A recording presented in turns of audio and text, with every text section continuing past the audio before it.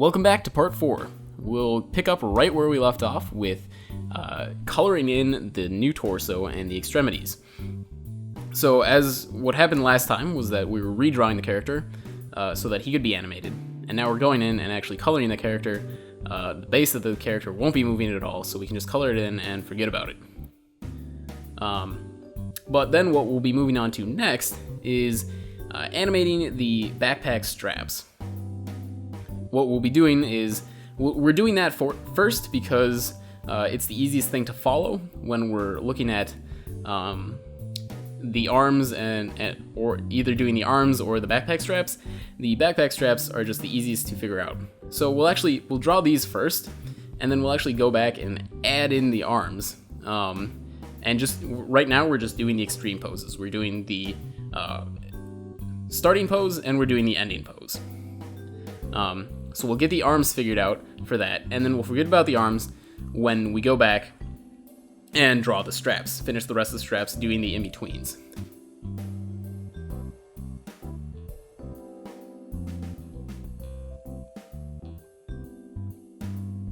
Now we have the arms split into two pieces. We have the forearms and the upper arms. They're on separate layers so that they are more easily animated.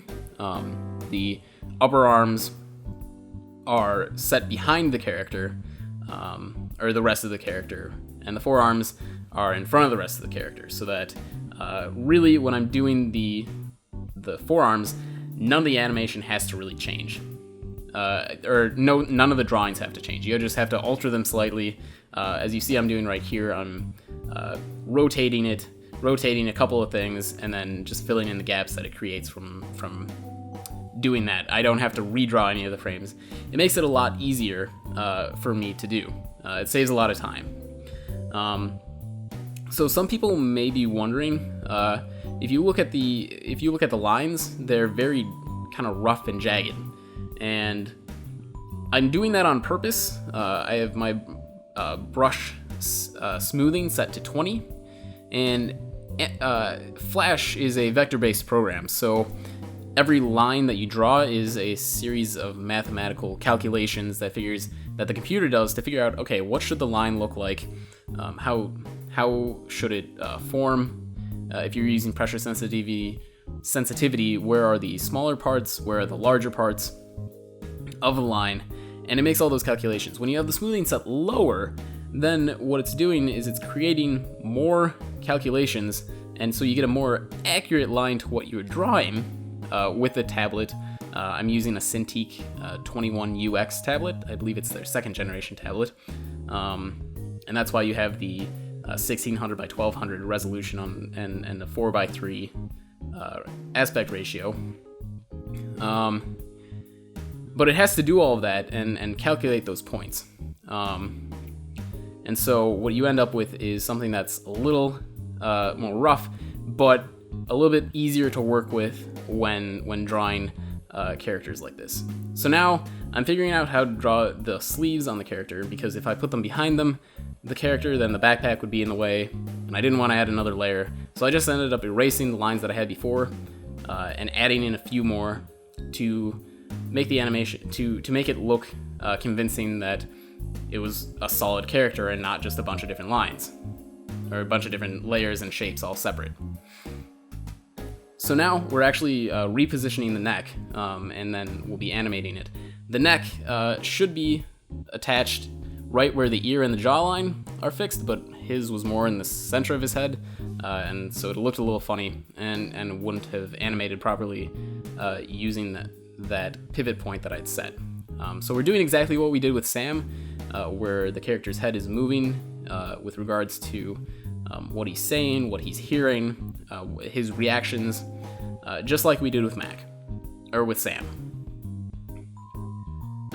So now we're actually going to be going in and doing the same thing that we did with Sam. A lot of this is repeated, but for the other character. We're going in and editing the body and making it so that it can kind of shift a little bit. We're smoothing one of the layers, and then when you play them back and forth, it creates, in my opinion, a more smooth.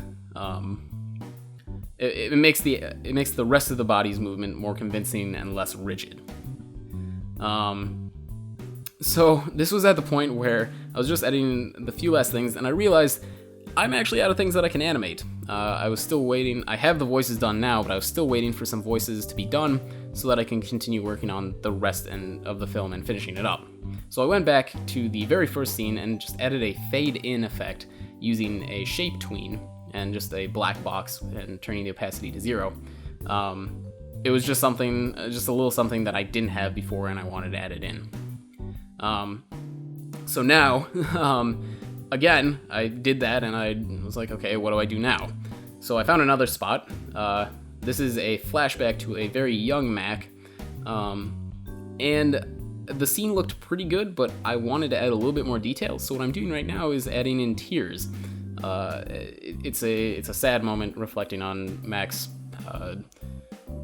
upbringing, and you'll notice that I'm coloring the tears in red, and that might seem kind of odd. You know, he's not bleeding out of his eyes or anything, but the reason I'm doing that, and this is something that you can do with lines, this is something you can do with fills, is using different colors than what you're gonna end up using, because sometimes colors are very close to each other, and it's hard to tell what you're drawing and what is already on the page or on the screen, and it creates contrast, and it makes it easy to follow and just draw. And like I'm just doing a frame-by-frame animation right now.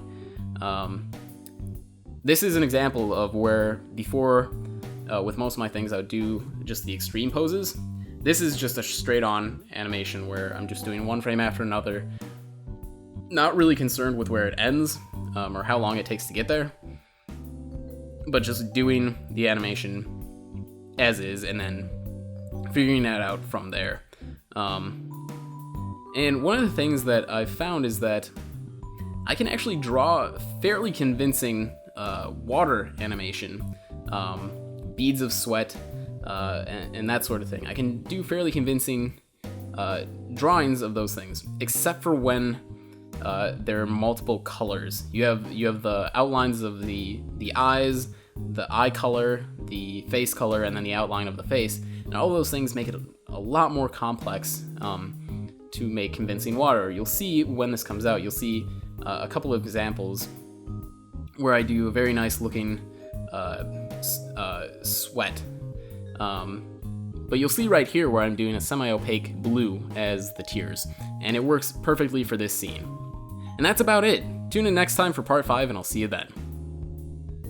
Thank you so much for watching. If you enjoyed the video, consider giving it a little thumbs up. And if you have questions, comments, or suggestions, feel free to leave a comment below so that I know and so that I can keep providing you with something to watch. To check out the rest of this series, click on the TV. And if you want to see the first episode of Miserable Mac, click on the computer. For more of my other work, take a look at my YouTube page and don't forget to subscribe. Thanks again for watching.